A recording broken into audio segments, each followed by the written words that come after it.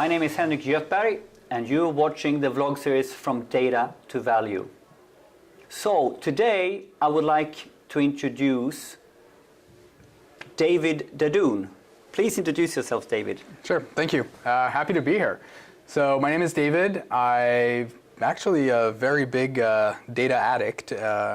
Qualify myself as a data geek. I've been in the space for a little over 15 years now, working with different companies. I was in consulting first, working around mainly BI and analytics, some governance, some data management.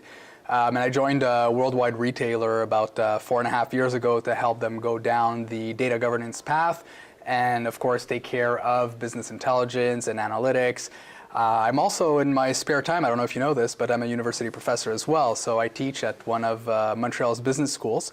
And I teach on analytics and data governance, and it's really fun to be able to share your knowledge and your experiences to the people who don't necessarily know, and you learn a lot from them as well. So in my spare time, I think the funnest thing I do is teach.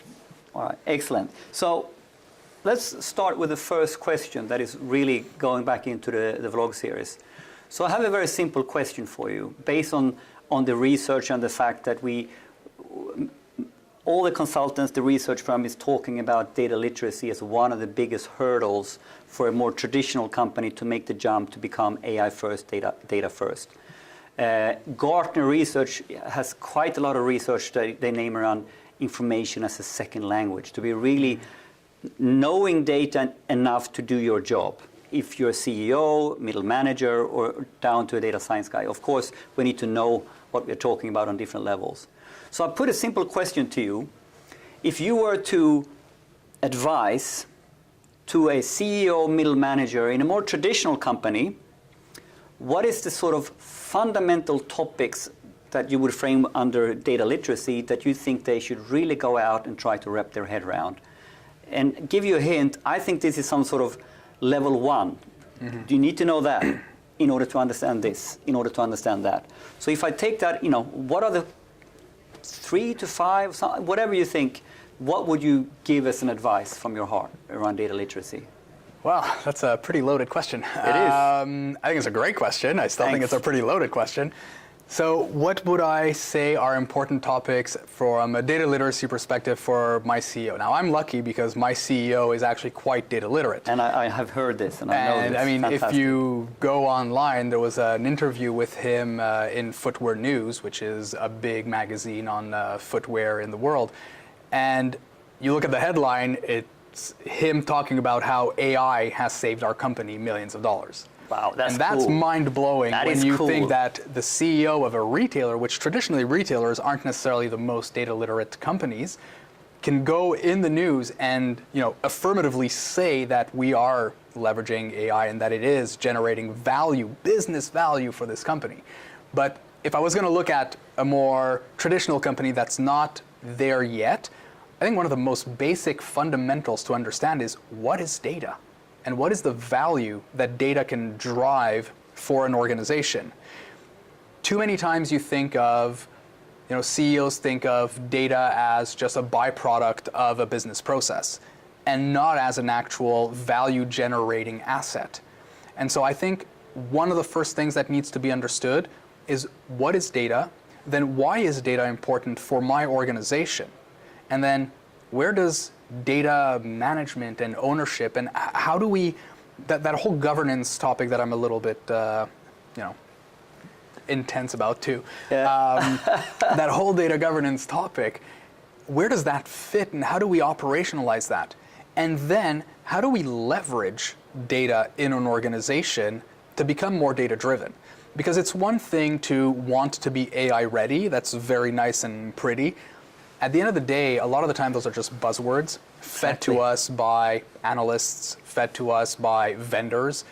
BI didn't deliver, so now we're going to do business analytics. And business analytics is clearly not delivering, so now we're going to do something else. And it's data science and the next hype. Correct. And it's always about a new hype to continue to reinvent the business model. But I think once you manage to break through understanding of what data is and how it can generate value and how you can govern it and organize it and how you can leverage it and operationalize it, you need to sift through all the buzzwords. Yeah. So the way I look at this with buzzwords, one of the things I put on my top 10 list was literally get down and try to understand the core data value chain. How does that work? In terms of the fundamentals, information, raw data, ingesting, storage of data, massaging data into information. Where do I create my insights? So understanding that data value chain. Mm-hmm. And then the next level I highlight is that, all right, now try to understand what all these technologies you hear about, where do they fit as a component in this value chain? Because people started talking about big data is going to save it all. Right. Wait, it only has one piece of the value chain, and then analytics, and then IoT, right? Mm-hmm. And it's all buzzwords that not until you break through the ice to understand where are we now, and how does that fit to what I'm trying to do. I think those things for me is a way to break through the buzzwords into what it really means. And the truth is, you look at those buzzwords, they're just buzzwords. Like, sensor data has been around for a little while. Touché. And it's just a question of whether you're going to utilize sensor data to be able to, for example, inform your supply chain. Right. You want to know where your goods are? They're on a boat somewhere. You have real-time sensors and GPS location. You can know where it's at, when it's going to be able to make it to your shops or to your customers. That's something that can be done. Yeah, we're going to call it IoT and big data and data lakes and all those fancy, what I call essentially vendor words. But we're just trying to utilize, at the end of the day, data to improve our business processes. So I often think about it as leveraging data for operational excellence, rather than just, yes, I'm going to do an IoT project and a big data project, and I'm going to solve the world problems. I cannot emphasize how much I agree with you here. So breaking through the noise of all the hypes and buzzwords and trying to get to the fundamentals and understanding data, your data value chain, or maybe even put that in your own words is critical here. Thank you for that answer. Let's move on. The second question. So we are exploring this with some sort of idea that, all right, how do we bring society to be AI ready or data ready? And thinking that with how we see the investments and what we can read in the magazines, how the AI investments are really happening on a global scale and in some countries and in some few corporations, not small corporations. But a very small segment. But it's a very small segment now, and ultimately, where do we believe that is going if we dare to say AI first, data first in 10 years, 15 years? I think one of the key things is here and now is to start getting yourself familiarized with what is the fundamental implication of taking those words in your mouth. If you're going to use those big words as a CEO, how would you define the main fundamental implications or transitions or paradigm shifts, or call it whatever you want, that a traditional company that probably has been around for many years, they maybe have a physical process, and now and they're going to go data first. So I'm not saying AI slapped on top. I'm not saying data slapped on top. I'm saying AI first, data first. So what do you think is the real disruption of the traditional company that we should really have in mind? So I want the audience to get a feeling for what does it really mean? It means many different things. I think one of the big disruptions that companies are going to have to accept is to change their business processes. They're going to have to start to work differently in order to be able to get the proper data that they need to be able to be AI first or even just AI ready. The reality is that everybody talks about AI and everybody wants to do AI, and if you knew the amount of times I have vendors contacting me to sell me AI, and then when you dig a little bit, it's really just traditional BI with maybe a little twist on something. It's absolutely mind-blowing. But you can't do AI if your data is not pristine. If your data is not ready, if it's not clean enough to be able to, just an example. Let's say I wanted to do some personalization for my consumers, and I wanted to automate the process of segmenting and then recommending a product by email to a specific customer. That's a pretty cool and interesting process. Now, if I want to build into that some visual recognition of images of products and styles that are coming in via, an upload that the customer may have made, or a product that they bought, and I want to find some matching products, not based on an attribute like a heel or a satchel or something based on the actual what the product looks like. They took a snap. They said, "Oh, this is a cool picture I saw," love that. and they send that snap. Do you have that product? That's what we're talking about. Correct. Now, that's great. I'd love to be able to do that, and I think everybody would like to do that. But if you don't have the raw data that's cleansed properly to be able to train your models to then come out with or spit out the proper recommendation, you're going to send them the wrong recommendation, and then you're just going to look even, pardon my French, but dumber than if you hadn't sent them a recommendation in the first place. Yeah. So there's a big shift in the way we manage our data assets. Yeah. And just that, what I just said, data assets, is a shift in itself. Yeah. Because we often think of data as a byproduct. We have a process, we're running an activity, I have some data that's generated. But do I treat that as an actual asset? Do I think of data as something that, my financial assets? Yeah. I treat those with a certain amount of respect. Yeah. They're in a bank, they're protected, there's all this governance around it and who can use it and who can see the data and who can use the money and all that kind of stuff, right? Tons of processes around that. But is data less important? And if we want to be AI first, then data can't be less important. Data has to be equally important to other corporate assets and needs to be treated as such. And that's a huge mind shift in the way we treat and respect data today. So if I put it in another word, if I work in a corporation, which we might have a lot of physical assets, Mm-hmm. We have manufacturing or we have production or whatever we have, in a way we are saying now that to be data first or AI first, you need to treat your data assets with the same professionalism as your physical assets. 100%. And they should have the same level of attention in the boardroom as your physical assets. 100% agree with you, because if you're going to be leveraging that data to drive your business, you're essentially leveraging those manufacturing plants to drive your business. Yeah. So we're putting the conversation in truly daring to say AI first, data first, right? Right. And so it's a bold statement. Now, from another angle, I find it interesting when we talk about AI and general AI is science fiction right now. So what we're dealing with is very, very specific questions that we are trying to do an algorithm for to fix and do. And for me, I'm just following the logic then that then I need to have extreme domain expertise on the actual business problem I'm dealing with, even if it's in cancer or if it's in recognition for other purposes. And you need to have the modeler, you need to have the engineer who can fix this. Now, so what does that tell us something about, how we organize ourselves? Will this IT supply demand model, will it work with the central AI team? I don't see that working. I see the whole data model to analytical model to decision model to business process model.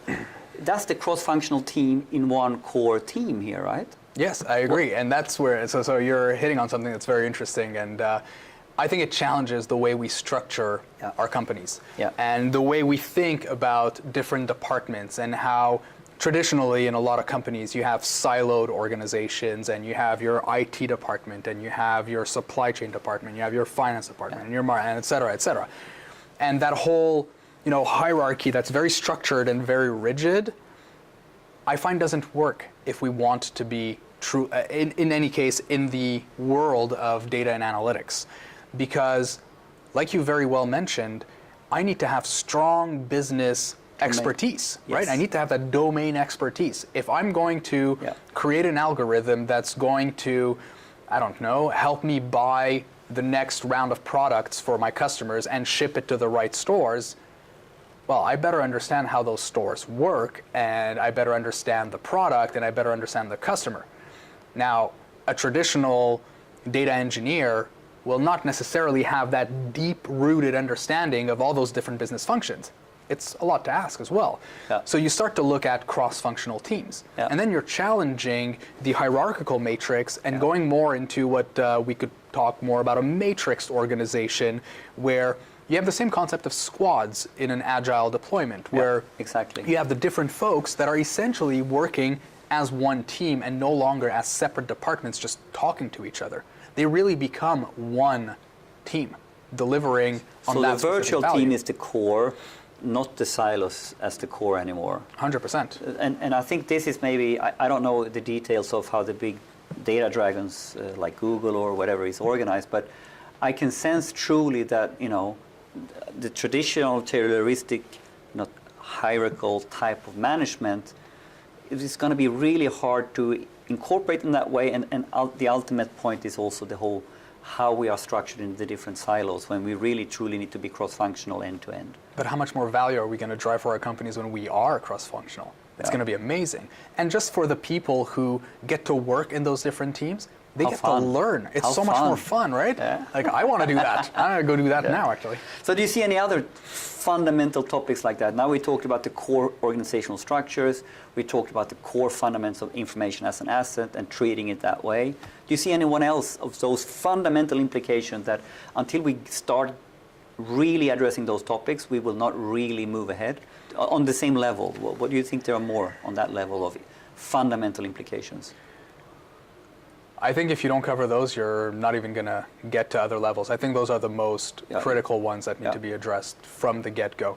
There are going to be other things that are going to come up, and you're going to need to educate your executives on not necessarily the actual algorithms that you're going to be using, but they need to understand the value behind, the different ones, and they need to be able to talk the talk, not because they know enough to be an expert, but at least know enough to be dangerous, to have a conversation. And ultimately knowing enough around to hire and organize. So if I don't know enough about this as a problem, why will I fundamentally shift the whole organizational structure?